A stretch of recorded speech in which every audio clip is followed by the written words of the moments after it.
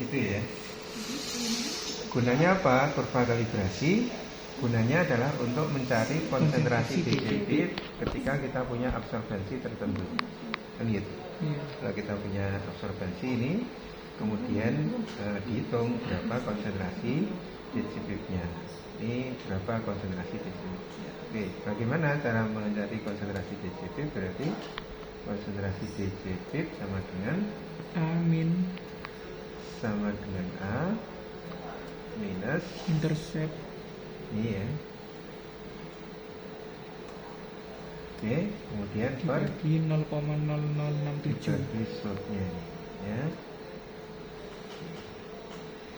Oke, jadi kalau kita punya nilai absorbensi, kita ukur absorbensinya dengan alat, maka DCP bisa kita cari. Ya, kurva standar harus kondisinya sama dengan eksperimen. Jadi setiap eksperimen maka kita buat kurva standar biar kondisinya sama. Kalau eksperimen saya kondisinya sama dengan keadaan standar gimana Pak? Ya udah bisa dipakai. Ya, jadi kurva standar harus kondisi kurva standar, pH-nya, suhunya, komposisi yang lain harus sama. Ya, untuk mendapatkan kurva standar harus menggunakan komposisi yang sama dengan larutan asai atau larutan eksperimen. Oke. Kemudian tadi sudah jelas ini ya kurva standar ya, Mbak. Kemudian tadi kan melakukan eksperimen kinetika, yaitu kita buat larutan dengan konsentrasi substrat tertentu, kemudian kita ukur absorbensinya setiap menit. Pada 0 menit dapat absorbensi sekian, dan seterusnya. Pada 10 menit dapat absorbensi sekian. Nah kemudian kita diminta untuk mencari data penurunan konsentrasi DCP yang dalam ring yang linier. Dalam ring yang linier. Berarti kita perlu periksa ini kurva penurunan atau kurva progres, perlu kita periksa linier atau enggak. Kalau enggak linier berarti kita harus pilih daerah yang linier. Oke, misalnya seperti ini kan kurang linier. Ini kan enggak linier sama ini. Mulai liniernya pada titik berapa? Misalnya seperti ini kan saya punya kesan ya bisa diikuti. Ini biar besar kan. View Pak. View berapa persen?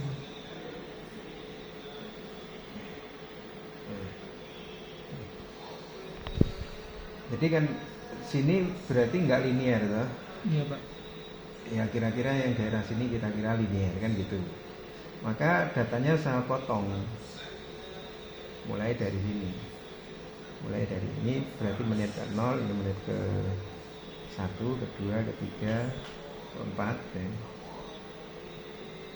Seperti ini berarti ini saya buang, saya potong ya, saya potong. Atau mungkin saya mulai dari sini misalnya.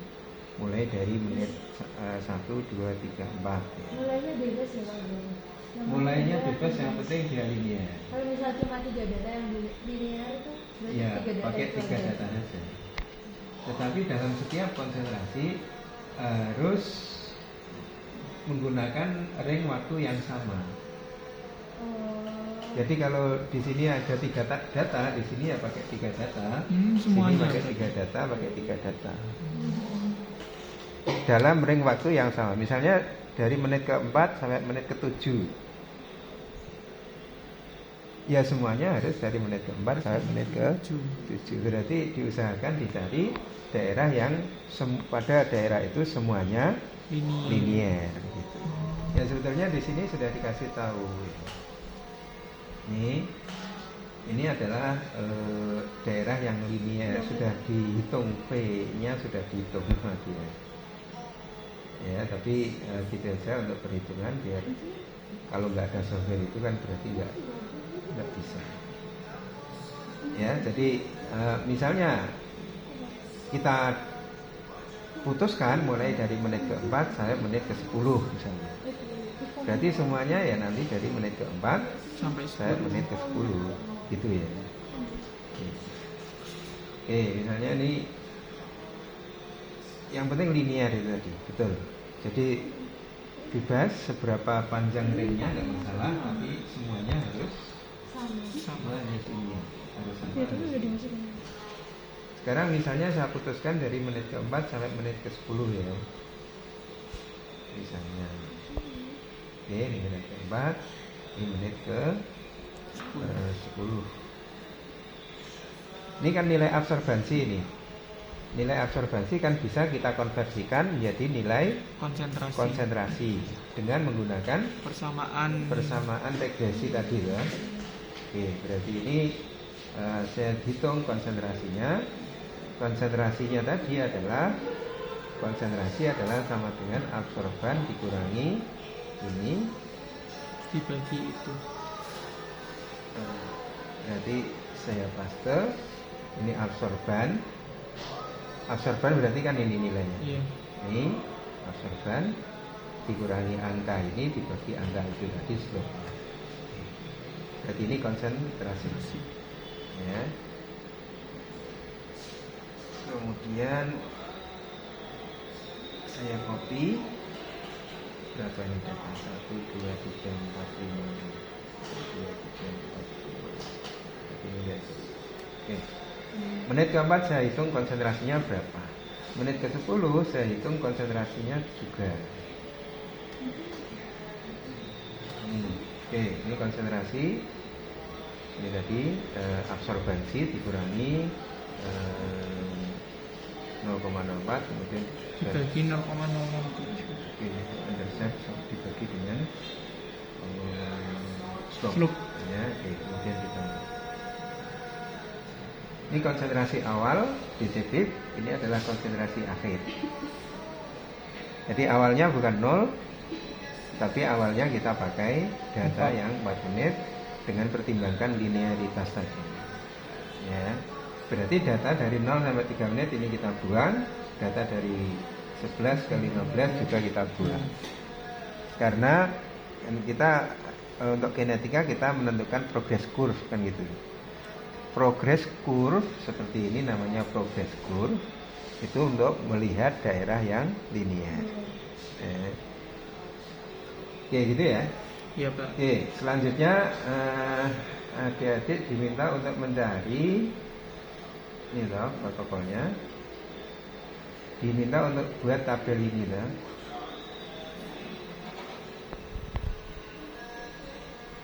Jadi ini kan berarti T inisial kan 4. Contoh tadi itu. Ya, contoh tadi itu kan T inisial 4, T finalnya berapa tadi? 10 tadi.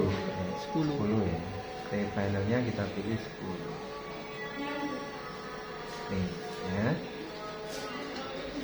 Kemudian absorbansi inisial, jadi absorbansi pada nilai 4. ini 4 unit, kemudian ini pada 10. Oke. Kemudian konsentrasi inisial, konsentrasi final. Kemudian initial rate. Jadi kita harus menghitung initial rate-nya berapa. Rate itu kan perubahan konsentrasi Per waktu. Jadi initial rate can be calculated by dividing the difference in DCP concentration, kemudian dibagi dengan assay period. Konsentrasi difference in DCP concentration berarti kan DCP concentration final dikurangi inisial. Nanti hasilnya min. Kenapa? Karena kan jumlah DCP-nya berkurang. Anda ambil nilai plusnya. Dimutlakkan berarti. Atau ya tidak saja inisial dikurangi final, kan jumlahnya berkurang. Kemudian dibagi dengan assay period. Berapa assay periodnya? 10 kurangi 4. Assay periodnya 10 dikurangi 4, kan gitu. Iya. Ya, tadi kita melakukan kinetika itu 20 menit. Tetapi kan yang lain kita buang datanya. Iya. Yang kita pakai adalah data yang mulai dari 4 sampai 10, berarti assay periodnya adalah 6. Oke, berarti ini rate-nya berarti sama dengan initial concentration dikurangi final concentration kemudian dibagi 6 kan gitu.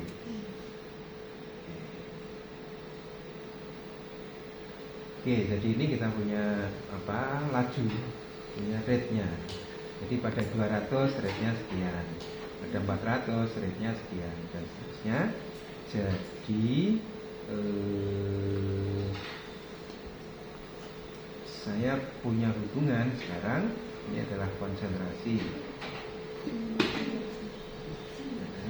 Konsentrasi substrate ya.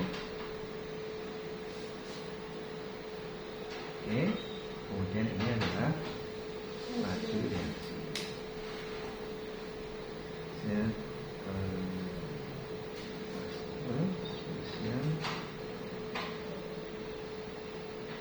Oke, kemudian kita perlu bikin kurva Michaelis-Menten ya.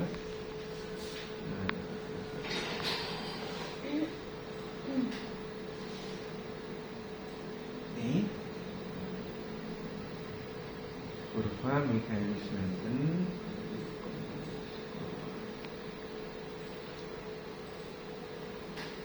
Jadi datanya akan ini contohnya. Jadi nanti dibaca handoutnya dibaca. Jadi kita punya konsentrasi substrat, kita punya rate inisial yang tadi kita hitung. Pak, konsentrasi yang itu tadi yang di tabel itu tadi konsentrasi DCP-nya Pak. Inilah. Ini. Bukan Pak yang di Excel tadi. Mana tadi? Yang sebelah iya Pak. Ini konsentrasi substrate. Jadi ketika dipakai konsentrasi substrat sekian, berarti testosteron Pak. Testosteron. Jadi yang 1-2 itu. 1-2 itu kan stoknya. Mana tadi rancangan protokolmu mana nih? Protokolmu tadi kan ini. Ini toh protokolmu kan ini. Ini kan berarti konsentrasi testosteronnya kan 40. Berarti yang atas sendiri. 40 mikromolar. Kalau ini kan konsentrasi yang di pipet. Konsentrasi finalnya kan 40. Nah, ini kita sebut sebagai working concentration. Ini adalah final concentration, yaitu yang ada dalam mikrobit tadi. Kalau ini kan working concentration yang kita pakai untuk kerja. Gitu ya. Jadi ini adalah konsentrasi substrat yang atas, yang final concentration. Ini kemudian ini lajunya. Artinya apa? Kalau saya pakai konsentrasi substrat sekian, lajunya ini. Kalau saya pakai konsentrasi substrat sekian, lajunya itu dan seterusnya. Nah kemudian ini kita bikin kurva Michaelis-Menten. Ya. Jadi tadi kan punya konsentrasi dalam rancangan percobaan kita tadi kan ada konsentrasi testosteron, konsentrasi substrat finalnya 40, 80 dan seterusnya. Inisial rate-nya dihitung dari Excel tadi kurva konsentrasi per waktu. Oke. Dengan sama dengan ini, tabelnya ini. Kemudian juga kurva Michaelis-Menten. Ini kira penampakannya kira-kira seperti ini. Kurva Michaelis-Menten. Tujuannya adalah untuk menentukan nilai Vmax dan nilai Km. Nilai Vmax dan nilai Km. Jadi Michaelis-Menten ini kita perlu menentukan nilai Vmax dan nilai Km. Vmax itu adalah laju maksimum. Jadi ini kan initial rate, ini kan berarti rate ya. Jadi ketika konsentrasi 107,5, rate-nya 0,2. Kemudian 160 rate-nya sekian, 240 rate-nya sekian. Maksimumnya berapa? Kalau seperti ini kan kita bisa memperkirakan kira-kira rate-nya maksimum adalah 1,2 kan gitu. Tapi kan mungkin saja nanti adik-adik nggak sampai mendatar seperti ini kurvanya. Mungkin hanya berhenti pada gambar seperti itu saja. Nah kalau seperti itu kan kita nggak tahu berapa maksimumnya. Oleh karena itu untuk mengetahui berapa Vmax-nya, kita harus membuat kurva namanya line waver curve. Halo? Yang double reciproc ini. Make a double reciproc plot of Michaelis Menten equation, yaitu line waver curve. Nah kalau dari data ini misalnya, kemudian saya bikin kurva double reciproc seper S, ini seper T0, ya, berarti saya dapatkan kurva linier, garisnya linier. Kalau ini kan parabola, ya, kalau ini kan linier. Dari garis linier ini kita bisa menghitung Vmax, bisa menghitung Km. Vmax didapat dari mana? Vmax itu adalah intercept kurva line waver curve terhadap suhu Y. Intercept kurva line waver curve, garis line waver curve terhadap suhu Y. Intercept terhadap suhu Y itu berarti nilai X-nya berapa? Bingung, Pak. Jadi ini ya, ini nanti akan dapatkan gambar seperti ini. Iya. Nah ini interceptnya terhadap suhu Y itu di titik berapa? Berarti perpotongan terhadap Y gitu ya, Pak? Perpotongan Berarti terhadap X-nya Y. sama dengan 0. Berarti X-nya sama dengan 0. Berarti Satu. Y-nya sama dengan ini kan gitu. Oh iya, Ya, toh? interceptnya. Kalau X-nya sama dengan 0 berarti kan Y-nya sama dengan ini 0,7. Minus Nah 0,7 itu sama dengan seper Vmax. Vmax. Berarti bisa dihitung apa enggak Vmax-nya? Bisa Seper Vmax sama dengan sekian, berarti Vmax-nya kan seper 1 dibagi ini kan ya, gitu. seper hasil. Ya, oke.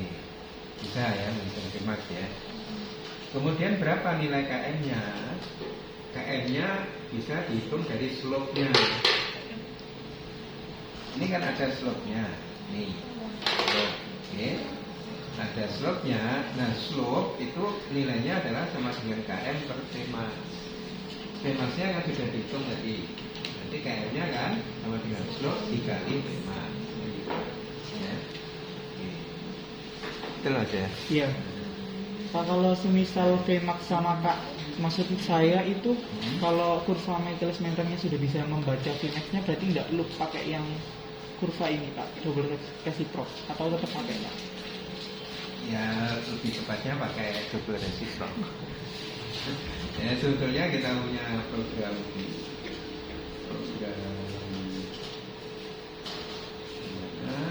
statistik masukkan aja ke Vmax sama contohnya ya.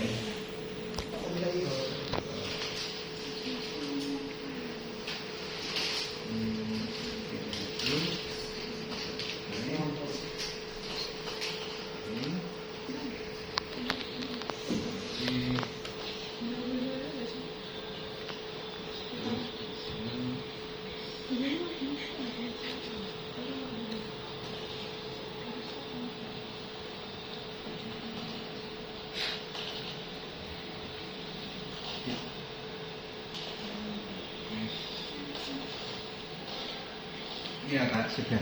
Ini ya dikira-kira aja juga nggak apa-apa. Tapi kan untuk latihan kan pakai line waver. Jadi pentingnya bukan menghitung mendapatkan nilai Km dan Vmax, pentingnya adalah adik-adik latihan. Yang mungkin saja nilai Km Vmax-nya nggak benar kan, ya nggak apa-apa, namanya juga latihan.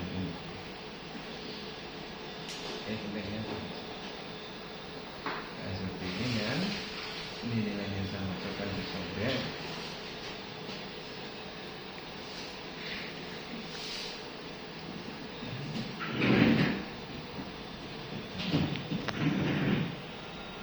Oke, kemudian dianalisis. analisis pakai nonlinear regression. Ini karena nonlinear maka kita pakai nonlinear regression. Ada apa? Michaelis-Menten, statistiknya sudah dibikin software, bikin program gitu ya. Dapat dengan sebelumnya data kita tahu dimensinya sekian, datanya sekian. Sama nggak Pak saya? Ya kira-kira mestinya nggak sama tapi mendekati. Oh. Mestinya nggak sama tapi mendekati. Kira-kira. Itu kan apa? Adik-adik nggak tahu kenapa kok dapat nilai ini kan? Pinginnya Pak Ali adik-adik bikin kurva Michaelis-Menten sehingga tahu oh Michaelis-Menten itu kayak gini. Kemudian bikin Lineweaver-Burk, oh Lineweaver-Burk itu kayak gini. Ini untuk menghitung nilai KM dan nilai Vermax. Kalau tadi pertanyaannya Wahyu kan, kalau dari sini saya bisa memperkirakan.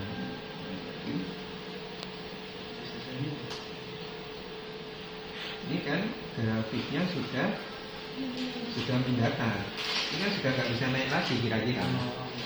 Berarti kan Vmax-nya ya sekitar segini mendekati 120 kan gitu. Kalau Vmax-nya mendekati 120, berarti KM-nya berapa?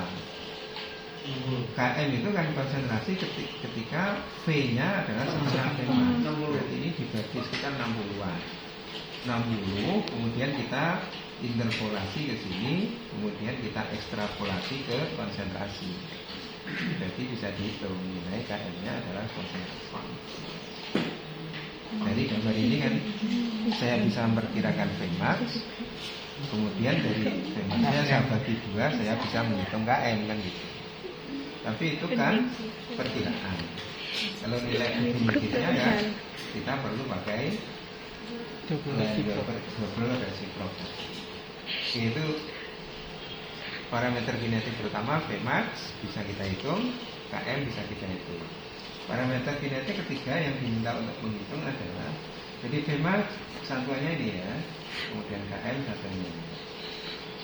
Parameter yang ketiga kita diminta untuk menghitung KK, konstanta katalitik atau konstanta luxuriasi ya.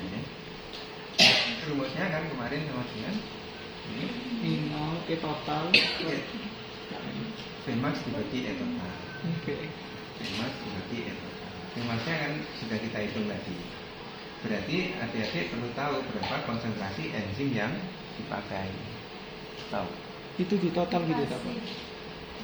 Ya, konsentrasi enzim yang tadi kan pipet enzim sebanyak 50 mikroliter. Yang konsentrasinya 100.000, pengenceran 100.000 kali tadi. Nah itu konsentrasinya berapa?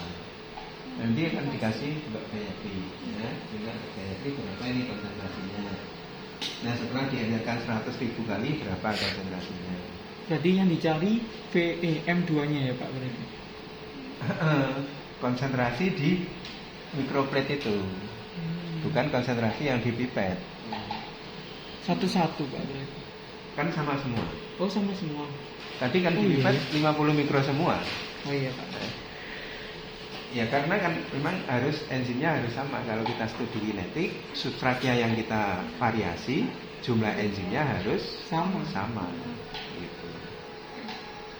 Nah nanti akan dikasih konsentrasi enzimnya itu dalam satuan miligram per mililiter. Misalnya 10 miligram per mililiter. Yang kita perlukan di sini adalah kalau Vmax-nya tadi kan mikromolar per menit, ya, berarti di sini konsentrasinya harus mikromolar. Berarti harus kita convert menjadi mikromolar. Ini harus kita convert menjadi mikromolar. Bisa mengkonversikan loh. Bisa. Jadi kalau molar itu kan rumusnya sama dengan apa? Gram per mr. Gram per mr kalikan 1000 per mililiter kali 1000 per mililiter. Ini kan berarti 1 mililiter itu ada 10 miligram kan gitu. Iya. Berarti gramnya kan misalnya ini ya, berarti ada 10 kali gram itu adalah 0,01 gram, kemudian dibagi ml. ml-nya berapa kemarin itu? 55,9. Nah kan sudah ada di 55,9 kilokalori. Berarti kan kalian 55.900 kemudian dikali 1000 10 per 1 mili. per 1 dan nanti ketemu molar. Tapi kan nggak seperti itu. Ini nanti kan paling berdaya tarik punya konsentrasi enzimnya 10 mg per mililiter. Terus dianjurkan tadi 100.000 kali. Berarti yang dipakai yang M2 nya berarti. Yang dipakai yang M2. Oke, nanti saya kasih perhitungannya untuk konsentrasi. Ya, saya kasih perhitungannya tapi dipelajari, verifikasi benar apa salah. Kayak gitu ya. Tapi harus dikonvert menjadi molar, menjadi mikromolar. Oke. Jadi nanti dapatkan Vmax, satuannya mikromolar per menit dibagi dengan mikromolar, berarti satuannya adalah per menit. Satuan dari cat itu adalah per menit, per time unit. Ya, per time unit. Oke. Yang terakhir nanti adik-adik cat itu juga sering disebut sebagai term of a number. Jadi seperti ini ya sebenarnya. Ini kakaknya adalah 68 per sekon per detik. Plus minus itu apa ya Pak? Nah, ini kan kita replika beberapa kali. Kemudian nilai standar deviasinya. Oh, ketidakpastiannya ya Pak? Ketidakpastian. Jadi kan kita replika beberapa kali kan bisa dihitung average. Kalau ini tadi kan cuma 1 kali aja, nggak ada replika. Ya. Kali ini dilakukan replika beberapa kali, kemudian average-nya rata-ratanya 6,8, standar deviasinya 1,4.